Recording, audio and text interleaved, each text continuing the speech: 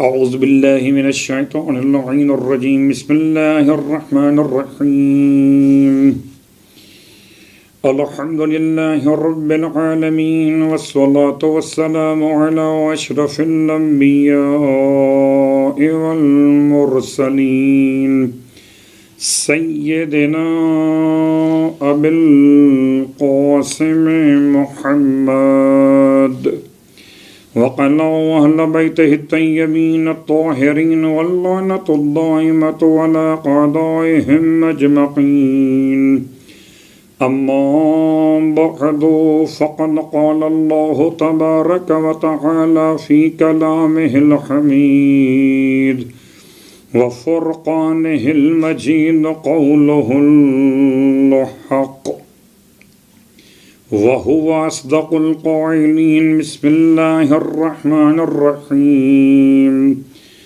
يسبح لله ما في السماوات وما في الأرض الملك القدوس العزيز الحكيم۔ تمام تعریفیں اس خدائے بزرگ برتر کے لیے جس نے قوت گویائی سے سرفرازی عطا فرمائی، اور تمام ہدیہ درود و سلام و نزوات مقدسات کے لیے کہ جن کی تعلیمات نے قوت گویائی کو ذکر خدا کی لذت سے آشنائی عطا فرمائی۔ الحمدللہ الذی جعلنا من المتمسکین بالقرآن العظیم وجعلنا من المتمسکین بولایت علی بن ابی طالب علیہ السلام، وجعلنا وإياكم إن شاء الله من الطالبین بثأر الحسین مع ولیہ الامام المہدی من آل محمد علیہ السلام۔ اما بعد، شکر خداوند تبارک و تعالی کہ ماہ مبارکہ رمضان کی ان ساعتوں میں پھر پروردگار عالم کی بارگاہ میں وقت تشکر نصیب ہو گیا۔ اس نے حیات عطا فرمائی، اس کا شکریہ، نعمت صحت و عافیت عطا فرمائی، اس کا شکریہ۔ اور اتنی عظیم نعمت صحت پروردگار عالم کی طرف سے عطا ہوئی کہ اب اس نعمت کا شکریہ ادا کرتے ہوئے اگر کسی بیمار کے سرہانے، تیمارداری کے حوالے سے، مزاج پرسی کے حوالے سے کوئی مومن یا مومنہ اس طرح سے پہنچے تو اسے کس طرح شکر خدا ادا کرنا چاہیے۔ شیخ صدوق علیہ الرحمٰن نے اپنی کتاب اعمالی کے اندر روایت معصوم میں ان الفاظ کو بیان کیا۔ الفاظ کیا؟ امام فرماتے ہیں جب تم کسی مریض کے سرہانے پہنچو اور مریض کے قریب پہنچنے کے بعد اس کے مرض کو دیکھتے ہوئے اپنی صحت اور اپنی تندرستی کا شکریہ ادا کرنا چاہو۔ یاد رکھیے، جب تک آپ اپنے جیسے صحت مندوں کے درمیان رہتے ہیں آپ کو نعمت صحت کی اہمیت کا احساس نہیں ہوتا۔ اس لیے جب کبھی موقع مل جائے تو جایا کیجئے اسپتالوں میں، یا کم از کم جو آپ کے اعزاء اور احباب مریض ہو جائیں یا آپ کے جاننے والوں میں، ان کی مزاج پرسی کے لیے جائیے کہ سنت انبیاء بھی، سنت معصوم بھی، اور انتہائی ثواب کے حامل یہ عمل، لیکن طریقہ اپنے مقام پر۔ اس میں کوئی شک نہیں کہ ایک سے زیادہ آداب بیان کیے گئے کسی مریض کی مزاج پرسی کے حوالے سے۔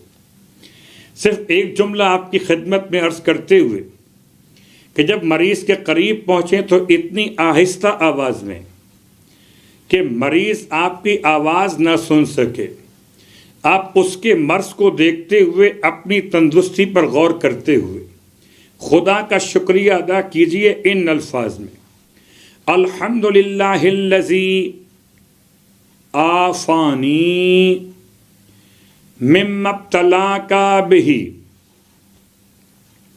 حمد ہے اللہ کی جس نے مجھے عافیت عطا فرمائی اس مرض سے، اس بیماری سے جس میں آپ کو یا تمہیں مبتلا کیا ہے۔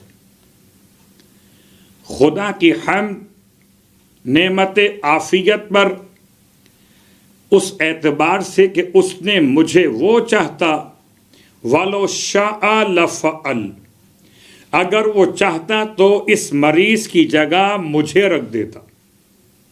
تو کسی مریض کی تیمارداری کرتے ہوئے، مزاج پرسی کرتے ہوئے اس کے قریب جا کر خدا کی نعمت عافیت اور صحت پر شکریہ ادا کیجیے۔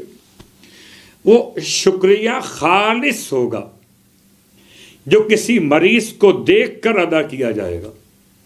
ویسے آپ بیٹھے ہوئے ہوں، شکریہ ادا کریں نعمت صحت و عافیت پر، یہ اور بات ہے۔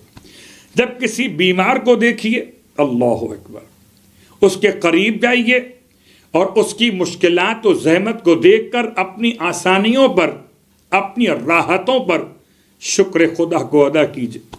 الحمدللہ الذی عافانی، حمد اللہ کی جس نے مجھے عافا، عین الف فے الف نون کے ساتھ یہ عافانی، جس نے مجھے عافیت عطا کی، اس اللہ کی حمد۔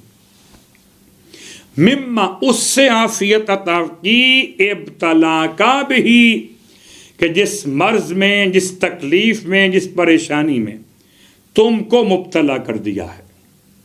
وَلَوْ شَاءَ لَفَعَلَ، اگر وہ خدا چاہتا تو ایسا کر سکتا تھا کہ مجھے بھی مبتلا کر دیتا۔ امام فرماتے ہیں اس جملے کو آہستہ آہستہ 3 مرتبہ پڑھیے۔ الحمدللہ الذی عافانی مما ابتلاک بہ ولو شاء لفعل۔ امام فرماتے اگر تم نے یہ 3 مرتبہ خدا کی حمد، خدا کا شکریہ ادا کیا اپنی نعمت صحت و عافیت پر، تو پھر ساری زندگی خدا تمہیں اس مرض سے محفوظ رکھے گا کہ جس مریض کو دیکھ کر تم نے خدا کا شکریہ ادا کیا۔ شکر خدا کی بات طولانی ہوتے ہوئے آئیے مسائل اور حسن اتفاق کے کل آپ کی خدمت میں جن مسائل کو پیش کیا جا رہا تھا، اس گروہ میں ایک ایسا گروہ جو تھا بیماروں کا، فدیے کا مسئلہ بیان ہو رہا تھا کہ فدیہ کن افراد کو دینا ہوگا۔ ان میں سے 5واں گروہ تھا بیمار افراد کا، اور اس سے پہلے بھی اور کل بھی آپ کی خدمت میں یہ بات بیان کر چکا۔ وَعَلَى الَّذِينَ يُطِيقُونَهُ فِدْيَةٌ طَعَامُ مِسْكِينٍ، تو جن کے لیے مشکل ہو، مشقت روزے کا رکھنا، ان کے لیے فدیہ۔ تو بیمار افراد کے لیے فدیہ، کیسے بیمار کہ جن کے لیے روزہ رکھنا یا تو بیماری بڑھانے کا باعث ہو، یا بیماری پیدا ہونے کا باعث ہو، یا بیماری سے شفا یابی میں تاخیر کا باعث بنے۔ تو یاد رکھیے اس اعتبار سے حالت بیماری میں انسان پر روزہ نہیں رکھنا ہے جبکہ اس کے لیے نقصان دہ۔ ہاں جب بعد میں ٹھیک ہو جائے، شفا یاب ہو جائے، تو پھر روزے کو انجام دے۔ سرکار ختم یہ مرتبہ صلی اللہ علیہ وآلہ وسلم کے الفاظ کے اعتبار سے کہ شفا اور روزہ آپس میں ایسے ملے ہوئے کہ روزہ رکھو اور صحت مند ہو جاؤ، روزہ رکھو اور صحت مند ہو جاؤ۔ آئیے فدیے کے مسائل کو آپ کی خدمت میں کچھ باتیں بیان کی، اور آج آپ کی خدمت میں باقی مسائل فدیے کے۔ یہ بات یاد دلاتے ہوئے کہ ان 5 قسم کے افراد کے لیے فدیے کا مسئلہ، اس میں مسافر شامل نہیں ہے، یاد رکھیے گا۔ مسافر کا مسئلہ اور ہے اور ان افراد کا مسئلہ اور ہے۔ یہ بات یاد دہانی میں شامل کر دی جائے کہ اگر کسی اور وجہ سے، مثلا سفر کی وجہ سے روزہ نہیں رکھا اور سارا سال سفر ہی میں رہا، یہاں تک کہ اگلا ماہ رمضان آ گیا تو اس پر قضا ہی واجب ہے، فدیہ واجب نہیں۔ نمبر 2، اسی طرح اگر عذر بدل جائے، مثلا بیماری کی وجہ سے روزہ چھوڑا تھا، بعد میں طبیعت ٹھیک ہو گئی اور اس کی جگہ سفر نے لے لی، یہاں تک کہ اگلا ماہ رمضان آ گیا، اس صورت میں بھی قضا ہی واجب رہے گی، فدیہ واجب نہیں ہوگا۔ تو فدیہ ان 5 قسم کے افراد کے لیے ہے جو بیان کیے جا چکے۔ ان میں سے اب مسئلہ یہ کہ فدیہ کتنا ہوتا ہے؟ جواب: ہر روزے کے بدلے 750 گرام تمام مراجع عظام کے نزدیک، یعنی 3 پاؤ آٹا یا چاول وغیرہ جو کھانے میں استعمال ہوتے ہو، کسی مومن فقیر کو دے دے۔ فدیتن طعام و مسکین، کسی مومن فقیر کو ایک روزے کا فدیہ 3 پاؤ آٹا۔ اب غور کیجئے، اس میں کچھ باتیں آپ کی خدمت میں بیان کر دوں کہ ان فقراء کو رقم دینے سے کام نہیں چلے گا۔ فقیر کسے کہتے ہیں؟ جس کے پاس سال بھر کے اخراجات کے لیے نہ تو رقم ہو، نہ ہنر ہو، نہ کوئی روزگار ہو، اس شخص کو شریعت میں فقیر کہتے ہیں۔ اور کبھی لفظ مسکین اور فقیر ایک ہی معنی میں آتا ہے، اور کبھی مسکین فقیر سے بھی زیادہ خراب حالت والے کسی شخص کو نام دیا گیا، مسکین، اس کے پاس رہنے کی جگہ نہ ہو مثلا۔ تو قرآن مجید کے الفاظ مسکین اور لفظ فقیر مسائل کے اندر ایک ہی بات ہے، کسی محتاج مومن کو آپ دیجئے اپنے روزے کا فدیہ، یعنی ایک روزے کا فدیہ ہے 3 پاؤ آٹا یعنی 750 گرام، یا چاول یا کوئی کھانے والی شے۔ اگر رقم دینی ہے، پہلی بات تو اگر رقم سے کام نہیں چلے گا، یعنی پیسے آپ نہیں دے سکتے، آپ کو فدیے میں کھانا ہی دینا ہے۔ اگر رقم دینی ہے تو انہیں پابند کرنا ہوگا کہ وہ اس رقم سے آٹا وغیرہ، چاول، دال جو کھانے میں استعمال ہوتا ہے خرید لیں۔ یہ اطمینان بھی ضروری ہے کہ وہ پابندی کریں گے۔ اگر آپ جانتے ہیں کہ یہ صاحب تو ہیں ہی ایسے، اس وقت تو آپ سے کہیں گے ہاں ہاں بالکل ایسے کروں گا، بعد میں آپ کے پیسوں سے کوئی اور کام کر لیں گے، جائز کام کریں گے، اس کی احتیاج وہی کام کریں گے۔ مثلا فدیے کے پیسے سے علاج کروا لیں گے، یا فدیے کے پیسے سے بچے کی اسکول کی فیس جمع کر دیں گے، یا فدیے کے پیسے سے گھر کا کوئی اور انتہائی ضروری کام کر لیں گے، مثلا بل وغیرہ جمع کرا دینا۔ اطمینان ضروری ہے کہ وہ آپ کے دی ہوئی رقم سے آپ کے اس اعلان کے ساتھ کہ فدیہ ہے، وہ آٹا یا چاول ہی خریدیں گے۔ اب تیسری بات کہ فدیہ ایک ہی شخص کو کئی دنوں کا فدیہ بھی دے سکتے، یعنی 30 دن کا فدیہ تقریباً 3 پاؤ آٹے کے لحاظ سے 21 کلو گرام 30 دن کے روزوں کا بن جاتا ہے۔ ابتدائے رمضان سے آپ دے سکتے ہیں اگر ایسی بیماری ہو، ایسا عذر ہو جس کے ختم ہونے کا کوئی امکان نہ ہو، اور اگر اس کے ختم ہونے کا امکان ہو تو پھر امکان کی حد تک انتظار کر لینا چاہیے، اور اس کے بعد پھر جب وہ امکان حقیقت میں بدل جائے اور روزے پر انسان قادر نہ رہے تو فدیہ ادا کر دے۔ تو ایک شخص کو کئی روزوں کا فدیہ ایک ساتھ دیا جا سکتا ہے۔ یہ مسئلہ کفارے کے مسئلے سے مختلف، کفارہ اور ہے، صدقہ واجب اور ہے، فدیہ اور ہے۔ اس کے بعد آخری مسئلہ، فدیہ بس ایک بار ہی لگتا ہے، اس کے علاوہ فدیہ بڑھتا نہیں ہے۔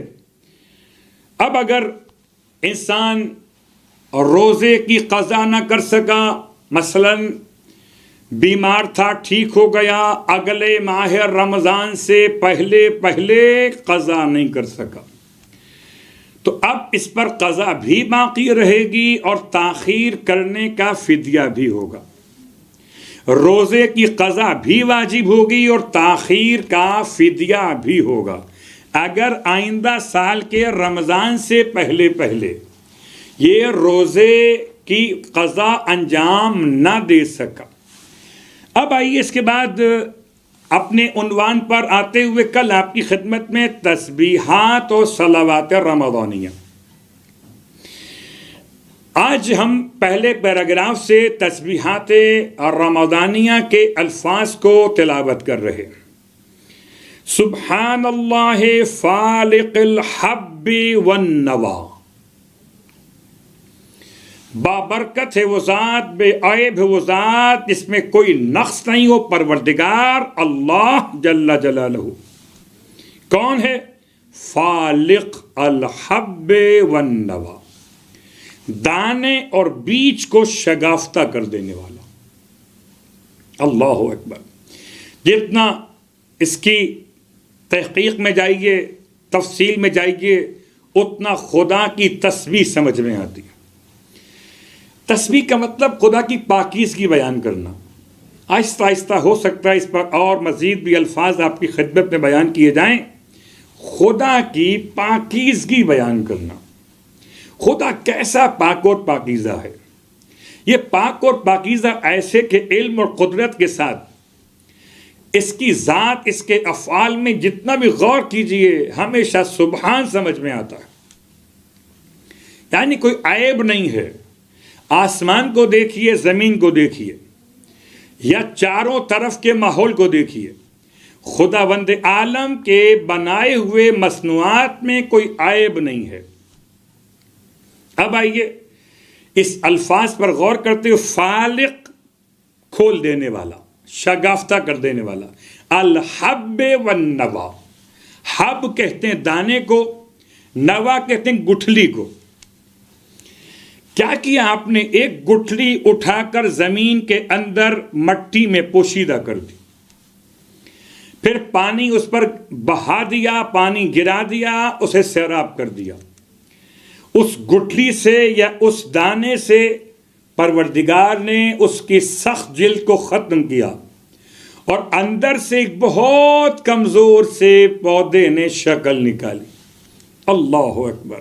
خدا وہ جو مردہ سے زندہ کو نکالتا ہے اور زندہ سے مردہ کو نکالتا ہے. سبحان اللہ خالق کل شیء. تسبیح کا اگلا جملہ پاک اور پاکیزہ ہے پروردگار جو ہر شے کا خلق فرمانے والا ہے.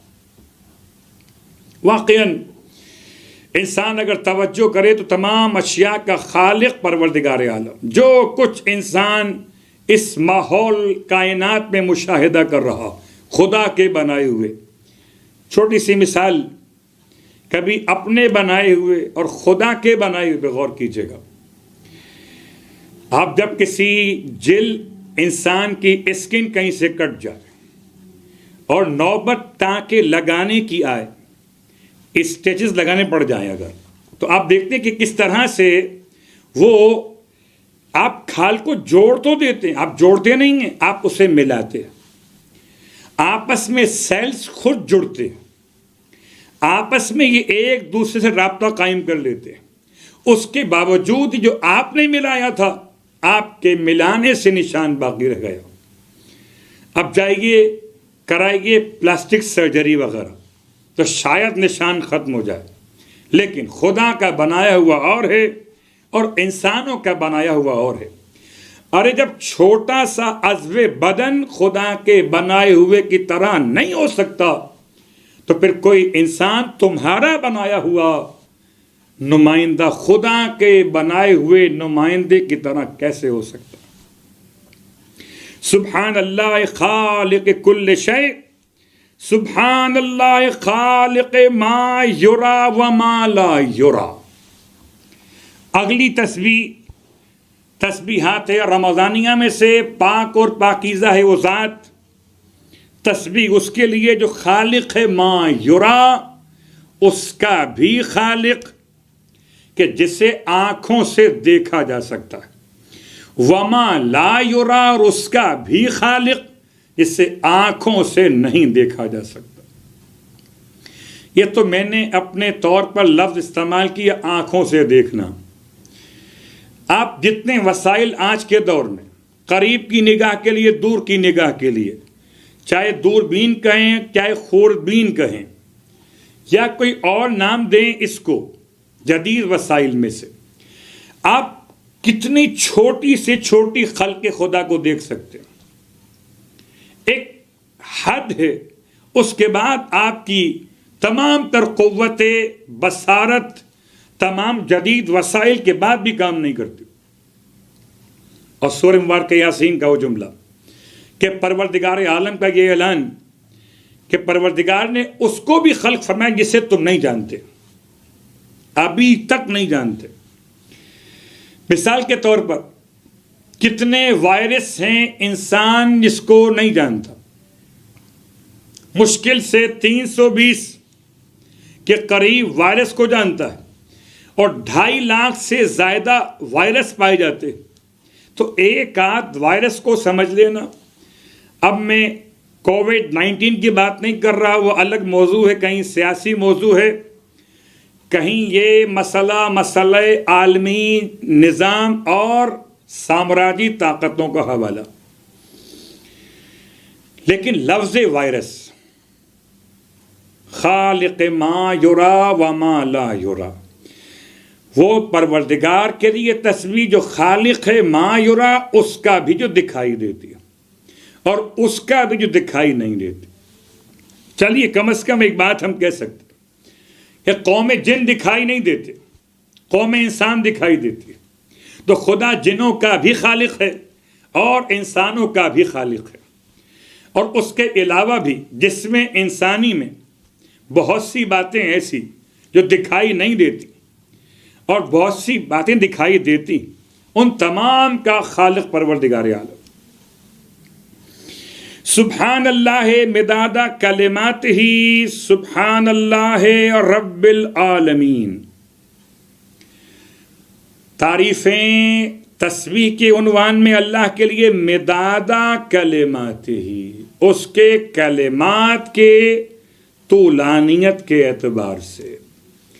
انشاءاللہ اسی جملے سے ہم اپنی تفسیر پر آگے توجہ کرنے والے، جو کل آپ کی خدمت میں 7 سمندر اور زمین پر سارے درخت اگر قلم بن جائیں تب بھی خدا کے کلمات کو ایسا کرنا ممکن نہیں۔ تو مدادہ کلمات ہی، خدا کے کلمات کیا ہیں، یہ اپنے مقام پر پوری بحث ہے کہ خدا کے کلمات سے مراد کیا کلمہ طیبہ الفاظ ہیں، یا خدا کے کلمات سے مراد خدا کی حجتیں۔ اللہ اکبر۔ حقیقت کلمہ ختم یہ مرتبت کی ذات ہے، حقیقت کلمہ آل محمد کی ازوات مقدسات ہے۔ تو سبحان اللہ مداد کلمات، اور آج کی حد تک تسبیحات میں سبحان اللہ رب العالمین، یہ تو آپ نے ہمیشہ پڑھا کہ الحمدللہ رب العالمین، یہ بہت کم پڑھا کہ سبحان اللہ رب العالمین۔ پاک اور پاکیزہ ہے وہ ذات کے جو عالمین کا پالنے والا ہے۔ اللہ اکبر۔ ہم بھی اسی کے لیے اور تسبیح بھی اسی کے لیے جو عالمین کا رب ہے۔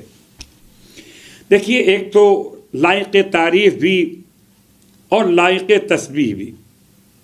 کبھی غور کیجئے عالمین کے رب نے عالمین کو کیسے پالا ہے، تو آپ کو اندازہ ہوگا کہ جب کبھی عالمین کے رب کا انداز محبت سمجھ میں آئے گا تو درود آل محمد اس کائنات کی خلقت کے مقصد کو سمجھنے کے لیے کل آپ کی خدمت میں صلوات رمضانیہ سے لفظ رحم پر بات کی تھی، اور آج آپ کی خدمت میں اگلا مرحلہ اللہم سلم علی محمد و آل محمد، اے خدا تو سلامتی نازل فرما محمد اور آل محمد پر، کما سلمت علی نوح فی العالمین، جیسے تو نے سلامتی نازل کی جناب نوح پر عالمین میں۔ کل آپ کی خدمت میں بات ہوئی تھی لفظ رحم کی، تو بات کی تھی ہم نے ابراہیم اور آل ابراہیم کے رحم کی مثال دیتے ہوئے، کما رحمت علی ابراہیم و آل ابراہیم انکا حمید مجید۔ تو رحم کا تعلق اور اس کی مثال ابراہیم اور آل ابراہیم سے، اور بات سلام کی آئی تو سلام کی مثال پھر جناب نوح علیہ السلام سے۔ قرآن مجید فرقان حمید میں استعمال ہوا سلام علی نوح فی العالمین، سلامتی ہو نوح پر عالمین کے اندر۔ تو اللہم سلم علی محمد و آل محمد۔ ایک بات تو واضح ہو گئی کہ اے اہل ایمان، اے اہل اسلام، تم پیغمبر پر کیا سلام بھیجو گے؟ تم آل پیغمبر پر کیا سلام بھیجو گے جب خدا خود سلام بھیج رہا ہو، اور ایسے سلام بھیج رہا ہو جیسے نوح پر عالمین کے لیے سلام بھیجا تھا۔ اللہ اکبر۔ جناب نوح علیہ السلام، خاص بات کیا، بس ایک جملہ آپ کی خدمت میں، آدم ثانی جناب نوح علیہ السلام زمین پر آنے والے عذاب کے بعد دوبارہ زندگی اور ہدایت کی ذمہ داری کو مکمل کرنے والے جناب نوح، کشتی بنا کر تمام تر اہل ایمان کو بٹھا کر نجات دلوانے والے نوح علیہ السلام۔ بس جیسے نوح کی کشتی تھی سلامتی کے ساتھ، ایسے آل محمد کی کشتی سلامتی کے ساتھ، بلکہ نوح کی کشتی بھی سلامتی میں تھی جبکہ آل محمد کا وسیلہ تھا۔ تو سلام سلم علی محمد و آل محمد، اللہم سلم علی محمد و آل محمد کما سلمت علی نوح فی العالمین۔ اور اس کے بعد اگلا جملہ، اللہم امنن علی محمد و آل محمد کما مننت علی موسیٰ و ہارون۔ اے خدا منت و احسان محمد اور آل محمد پر نازل فرما جیسے تو نے منت و احسان فرمایا موسیٰ اور ہارون پر۔ سبحان اللہ، کیا شان ہے سرکار ختم یہ مرتبہ احمد محمد مصطفیٰ صلی اللہ علیہ وآلہ وسلم اور آپ کی آل طاہرہ پر اس طرح سے لفظ امن کا ترجمہ۔ اب ایک غور کیجئے، قرآن مجید فرقان حمید میں استعمال ہوا لفظ لقد من اللہ علی المؤمنین، اللہ نے مومنوں پر احسان کیا۔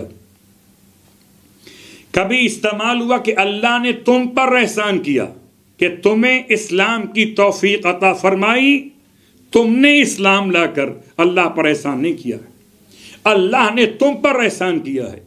تو لفظ من، اور ابھی جب آپ پڑھ رہے ہیں ماہ مبارک رمضان میں، یا علیو یا عظیمو یا غفورو یا رحیم انت الرب العظیم الذی لیس کمثلہ شیء وهو السمیع البصیر وهذا شہر نظمتہ وکرمتہ وشرفتہ وفضلتہ علی الشہور الی آخر الدعاء۔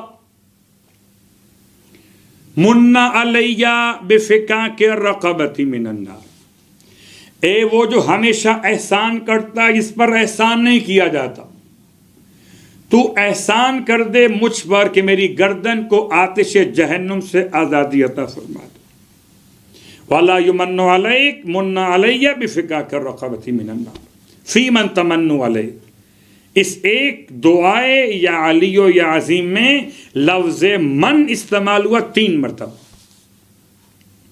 اور درود و صلوات رمضانیہ میں جملہ استعمال ہوا اللہم امنن علی محمد و آل محمد کما مننت علی موسیٰ و ہارون، جیسے تو نے احسان فرمایا موسیٰ اور ہارون پر۔ اللہ اکبر۔ کوئی تعلق ہے موسیٰ اور ہارون کا؟ جیسے ہارون موسیٰ کے لیے ایسے علی محمد کے لیے علیہم الصلاۃ والسلام۔ جیسے جناب ہارون کے بیٹوں کے نام شبر و شبیر اور مشبر، ایسے مولائے کائنات کے بیٹوں کے نام حسن، حسین اور محسن۔ تو کوئی تعلق تو ہے حضرت موسیٰ علیہ السلام اور جناب ہارون علیہ السلام اور سرکار ختمی مرتبہ صلی اللہ علیہ وآلہ وسلم۔ اور اب آئیے تفسیر قرآن میں مسبحات کا تذکرہ کرتے ہوئے ہم وہاں پر پہنچے تھے، اور یہاں پر پھر آج آپ کی خدمت میں اپنے سلسلے کلام کو آگے بڑھانے سے پہلے سورہ مبارکہ جمعہ کے فضائل اور عملیات کے باب میں ایک جملہ کل بیان کیا تھا، ایک جملہ آج سن لیجئے۔ روایت امام جعفر صادق علیہ السلام کے زن اور شوہر کے درمیان الفت پیدا کرنے کے لیے 5 مرتبہ سورہ جمعہ کی تلاوت۔ اگر انسان خود کرے، درمیان والا، یہ دونوں کریں آپس میں یا دونوں مل کے کریں، زن اور شوہر خاص طور سے الفت کے پیدا کرنے کے لیے 5 مرتبہ سورہ جمعہ کی تلاوت، تو خدا سورہ جمعہ کی برکت سے دونوں کے دلوں میں الفتیں مزید قائم فرما دے گا۔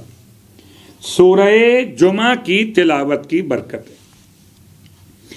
ہم کل 7 کے عدد پر بحث کرتے ہوئے وہاں تک پہنچے جہاں آسمان 7، اور کل آپ کی خدمت میں جو آیت تلاوت کی گئی وہ لَقَدْ خَلَقْنَا فَوْقَكُمْ سَبْعَ طَرَائِقَ، اور ہم نے تمہارے سروں پر 7 راستے بنائے ہیں۔ اور اس کے بعد سورہ مومن کی اگلی آیت ہے، آیت نمبر 86، قُلْ مَنْ رب السماوات السبع و رب العرش العظیم، حبیب کہہ دیجئے کون ہے 7 آسمانوں کا رب اور عرش عظیم کا رب۔ آسمان 7 اور 7 آسمانوں کے لیے 7 آیتوں میں سے ہم نے 4 آیات تلاوت کی، سورہ بقرہ، سورہ بنی اسرائیل اور 2 آیتیں سورہ المومنون سے۔ اب آج آپ کی خدمت میں 3 آیات اور، سورہ فصلت آیت نمبر 12، فَقَضَاهُنَّ سَبْعَ سَمَاوَاتٍ فِي يَوْمَيْنِ، بس اس نے فیصلہ کیا 7 آسمانوں کا 2 دن کے اندر۔ قضاہن، اس نے آسمانوں کی صورت بنائی، فیصلہ کیا 7 آسمانوں کا 2 دنوں کے اندر۔ اب اس کی تفصیل میں نہیں جا رہے، ورنہ یہ 2 دن سے مراد کیا، یہ الگ موضوع ہے۔ یہ آپ کے 2 دن نہیں ہیں جو لاک ڈاؤن میں آپ گن رہے تھے، اب 1 ہفتہ اور بڑھ گیا، اب 2 ہفتے اور بڑھ گئے، 2 دن اور بڑھ گئے۔ مثلا یہ خدا کے 2 دن ہیں، انسان کے دن اور ہیں، خدا کے دن اور ہیں۔ اور اس کے بعد اگلی آیت جس میں سورہ نوح آیت نمبر 15، الم تروا کیف خلق اللہ 7 سماوات طباقا، کیا وہ نہیں دیکھتے کہ کیسے خلق کیا اللہ نے 7 آسمانوں کو طباقا، طبقوں کی شکل میں، ایک کے بعد ایک، ایک کے بعد ایک۔ اور 7ویں اور آخری آیت جہاں 7 کا لفظ استعمال ہوا آسمانوں کے لیے، یہ سورہ نبا کی آیت نمبر 12 ہے، وَبَنَيْنَا فَوْقَكُمْ سَبْعًا شِدَادًا، اور ہم نے تمہارے اوپر بنا دیے 7 مضبوط آسمان۔ 7 7 7 آسمان بھی 7، اور قرآن مجید کی 7 آیتوں میں 7 آسمانوں کا تذکرہ۔ اب آئیے عدد 7 فرہنگ دین اسلام میں کہاں کہاں استعمال ہوا، تو صرف ایک مثال آپ کی خدمت میں کہ معصومین 14 معصومین میں 7 کا ہندسہ ہے۔ وہ کیسے ہے کہ 4 محمد ہیں، 4 علی ہیں، 2 حسن ہیں، تو محمد، علی، حسن، 4 محمد 1 نام لیجئے، 4 علی 1 نام لیجئے، 2 حسن 1 نام لیجئے، 3 نام ہو گئے۔ چوتھا نام فاطمہ، پانچواں نام حسین، چھٹا نام جعفر، ساتواں نام موسیٰ۔ اگر آپ غور کر لیں تو آپ کو ایسا محسوس ہوگا جیسے خدا نے 14 کے اندر بھی 7 رکھے ہوئے۔ تو کیا خدا کو 14 نام نہیں آتے تھے کہ 7 کے اندر جمع کرنے کے بجائے 14 الگ الگ سب کو نام دے دیتا؟ لیکن خدا نے 4 محمد رکھے، 4 علی رکھے تو حسن رکھے، اور باقی الگ الگ نام رکھے، جناب سیدہ، مولا حسین، اور چھٹے اور 7ویں اماموں کے نام الگ الگ۔ اس اعتبار سے 7 کا ہندسہ ایک اور انداز سے آپ کی خدمت میں پیش ہو گیا۔ اب آئیے 7 کے ہندسے کو اور تلاش کیجئے تو جہاں ابھی آپ کی خدمت میں بیان کیا گیا تھا کہ جہنم میں بھی 7 دروازے، آسمان کے 7 طبقے، معصومین میں 7 کا ہندسہ، جہنم کے 7 دروازے، اور 7 دروازوں کا مطلب 7 درکات، 7 طبقے۔ یہ بات سمجھا دوں آپ کے لیے تو اہل ایمان مجھ سے بہتر جانتے، اہل علم اپنے جوان دوستوں کے لیے 7 درجات جنت میں سیڑھیاں اوپر چڑھنا، ایک کے بعد ایک، ایک کے بعد ایک، ایک کے بعد ایک، بلندی، اور جہنم میں درکات یعنی پستی۔ جنت میں بلندی، جہنم میں پستی، وہاں درجات کا لفظ، یہاں درکات کا لفظ۔ اب آئیے غور کیجئے کہ درکات اور درجات میں فرق بیان کرنے سے پہلے خالی ایک جملہ آپ کی خدمت میں عرض کر دوں کہ بسا اوقات لوگ سوال کرتے ہیں کہ وہ 7 آسمان کس طرح سے اللہ نے قرار دیے، اور روایت مولا کائنات علی ابن ابی طالب علیہ السلام سے 7 آسمانوں کے نام اور ان کے رنگ۔ یہ صرف میں پیش کر رہا ہوں کتاب الخصال سے آپ کی خدمت میں 7 کے عنوان پر، 7 آسمانوں کے نام، ان کے رنگ۔ مولا حسین فرماتے ہیں ایک مرتبہ مولائے متقیان کوفے کی جامع مسجد میں تھے کہ ایک شامی، شام کا رہنے والا کھڑا ہو گیا، کچھ سوالات کیے، جن میں سے ایک سوال یہ بھی تھا کہ اے امیر المومنین، مجھے آسمانوں کے رنگ اور ان کے ناموں سے آگاہ کر دیجئے۔ آسمانوں کے رنگ اور ان کے ناموں سے آگاہ کر دیجئے۔ اللہ اکبر۔ امام فرماتے ہیں، بہت غور کیجئے گا، اگر کوئی مجھ سے پوچھے مولانا بتائیے کوفے کی مسجد کے دروازوں کے نام کیا ہیں، اور میں اگر کبھی مسجد کوفہ گیا ہی نہ ہوں تو میں کیا بتاؤں گا؟ کوئی مجھ سے پوچھے مولانا مکۃ المکرمہ میں، مسجد حرام میں پرانے دروازوں کے نام کیا تھے، کبھی دیکھے ہی نہیں، پڑھے ہی نہیں، کیا کہنا مولا کائنات علی ابن ابی طالب علیہ السلام؟ آپ سے پوچھا گیا آسمانوں کے نام اور ان کے رنگ۔ ارشاد فرمائے مولا نے کہ سنو، پہلے آسمان کا نام رفیع، رے فے یہ عین رفیع، اور یہ پانی اور دھوئیں سے بنا ہوا ہے۔ دوسرے آسمان کا نام ہے فیزوم، اور ایک نسخے کے لحاظ سے قیدوم، یعنی قیزوم یا فیزوم، قاف یا فے، فیزوم یا قیزوم۔ اس کا رنگ تانبے کا ہے، تانبے کے انداز میں ہے، تانبے۔ تیسرے آسمان کا نام معروم، اس کا رنگ سرخی مائل ہے، سرخی مائل خاکی۔ چوتھے آسمان کا نام ارقلون، اس کا رنگ چاندی جیسا ہے۔ پانچویں آسمان کا نام ہے بیزمون، اور یہ سنہرے رنگ کا آسمان ہے۔ چھٹے آسمان کا نام عروس، اس کا رنگ سبز یاقوت کی مانند ہے۔ اور ساتویں آسمان کا نام ہے اجما، اس کا رنگ موتی کی مانند سفید ہے۔ اب ایک بات سمجھ میں نہیں آتی، جو آسمانوں پر گیا نہ ہو، نہ آسمانوں کے نام بتا سکتا ہے نہ رنگ، ہو سکتا ہے نام یاد کر لے مگر رنگ ایسے بتائے کہ جیسے دیکھ کر آیا ہو۔ تو امام کے الفاظ پھر دہراتا، مولا فرماتے ہیں پوچھو، سلونی سلونی، مجھ سے پوچھو اس سے پہلے کہ میں تمہارے درمیان میں نہ رہوں۔ میں زمین کے راستوں سے زیادہ آسمان کے راستوں کو جانتا ہوں. اور اسی اعتبار سے آپ کی خدمت مقدس میں لفظ 7 کو مکمل کرتے ہوئے ہم بات کر رہے تھے کہ پروردگار عالم نے 7 آسمان بنائے اور معصومین 14 میں 7 کا عنوان رکھا.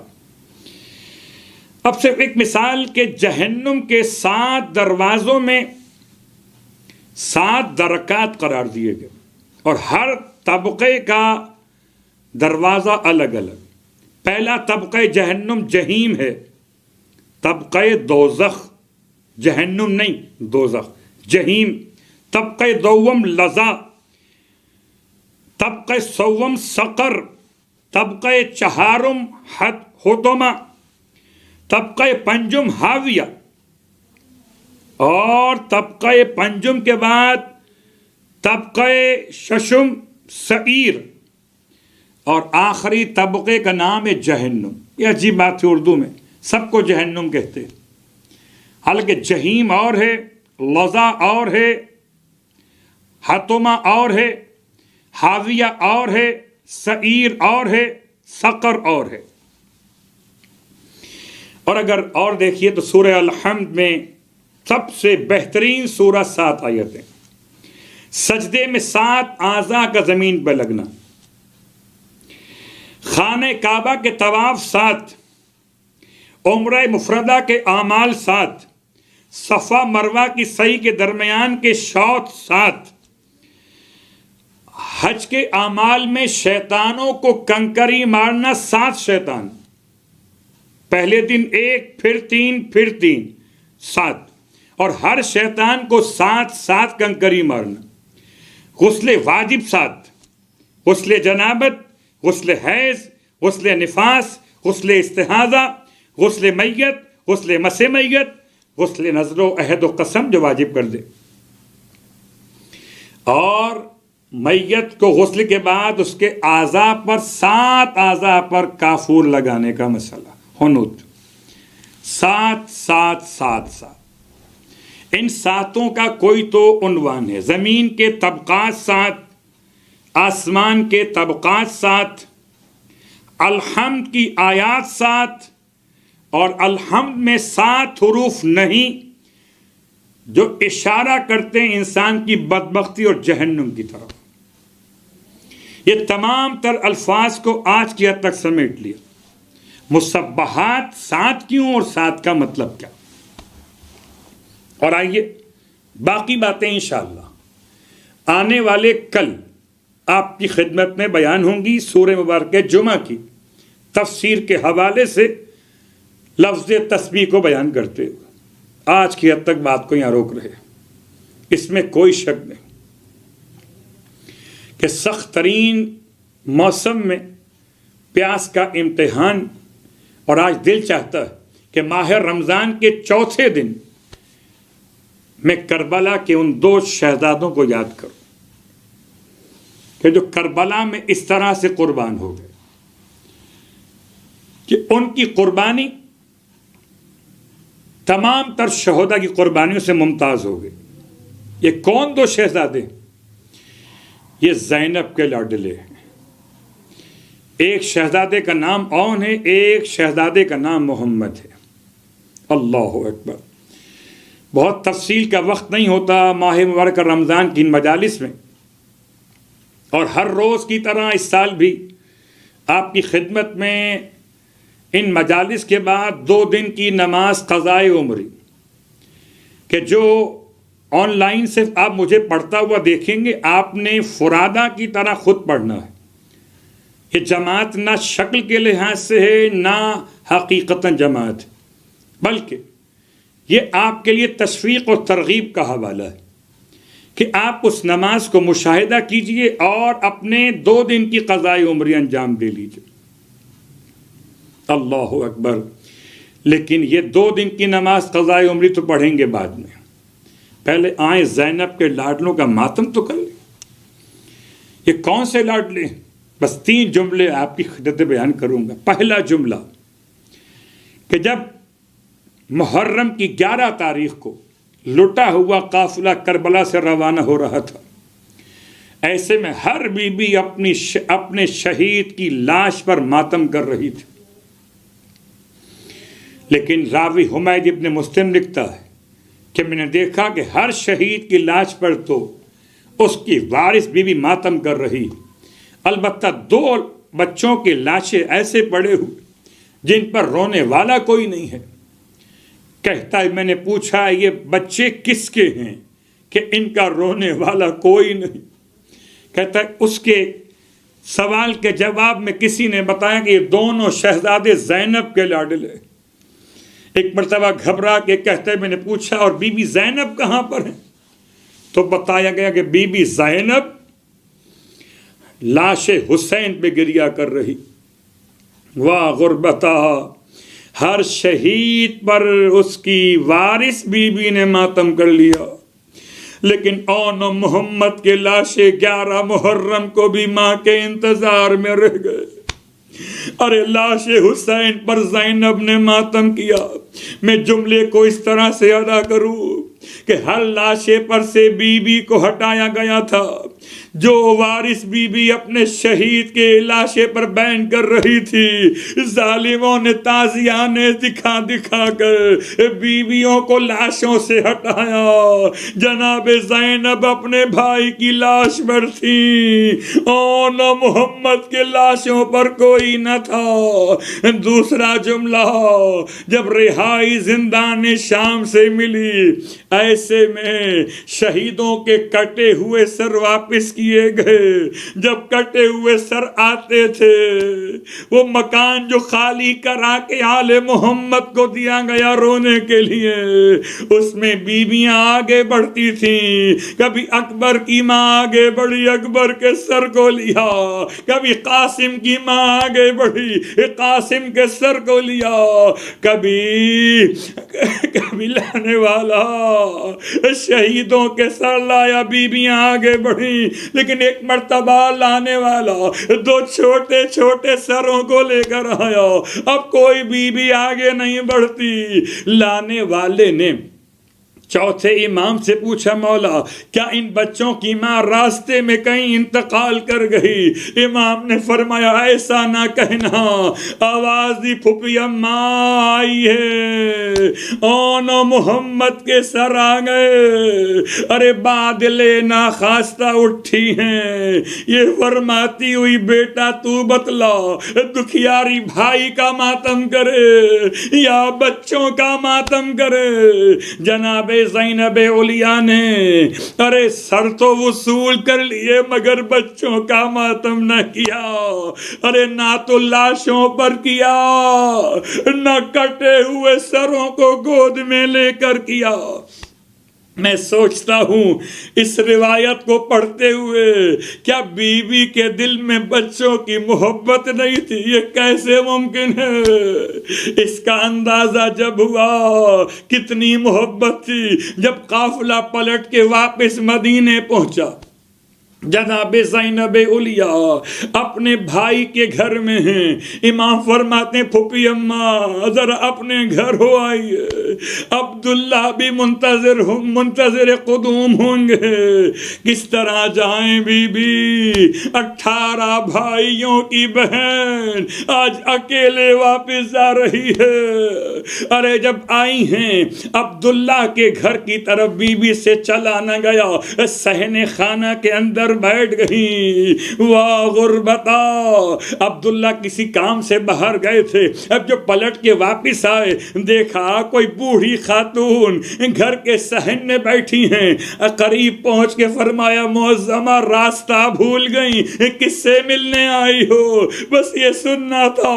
اپنے سر کو اٹھا کے فرمایا وارث نہیں پہچانا. ارے اب زینب پہچانے جانے قابل نہ رہی. عبداللہ رونے لگے، شہزادی نہ پہچان سکا. رونے والوں بس ایک جملہ یاد رکھیے گا، بعض علماء کہتے ہیں بڑھاپا اتنا طاری ہو گیا تھا کہ شوہر جیسا قریبی رشتہ بھی بیوی کو نہ پہچان سکے۔ ارے سہارا دیا، یہاں کیوں بیٹھ گئی؟ یہ گھر تو آپ کی ملکیت ہے، یہاں تو مالک نہیں بیٹھتے۔ جناب زینب کو سہارا دیا، اب جو حجرے میں لے کر آئے، جیسے ہی حجرے میں داخل ہوئی، آنا محمد کے بستروں کو دیکھا، ارے کبھی ان کا باتیں کرنا یاد آیا، کبھی محمد کا مسکرانا یاد آیا، بازو پھیلا دیے، آؤ میرے پیارو، ماں سے کیوں روٹھ گئے، آؤ کہ تمہیں ماں سینے سے لگا رہے۔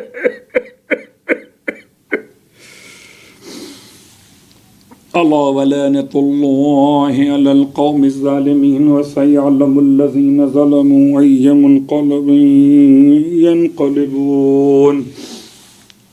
بہرحال واسطہ محمد و آل محمد کا ہماری اس عبادت کو اپنی بارگاہ میں قبول و مقبول فرما۔ پروردگار واسطہ جناب عون محمد کا ہماری اولاد کی ہمیں صحیح طریقے پر تربیت کرنے کی توفیق عطا فرما۔ پروردگار واسطہ جناب عون محمد کا ہماری اولاد کو بھی امام زمان پر قربان ہونے کی توفیق عطا فرما۔ پرلا واسطہ محمد و آل محمد کا، عون محمد کا واسطہ جو مومنین ابھی تک اولاد کے متمنی ہیں اور ابھی تک اولاد کی نعمت سے محروم ہیں، مالک تمام ان مومنین مومنات کو نعمت اولاد سے مزین فرما۔ پروردگار واسطہ محمد و آل محمد کا پھر کربلا معلیٰ کی زیارت ہم سب کو نصیب فرما۔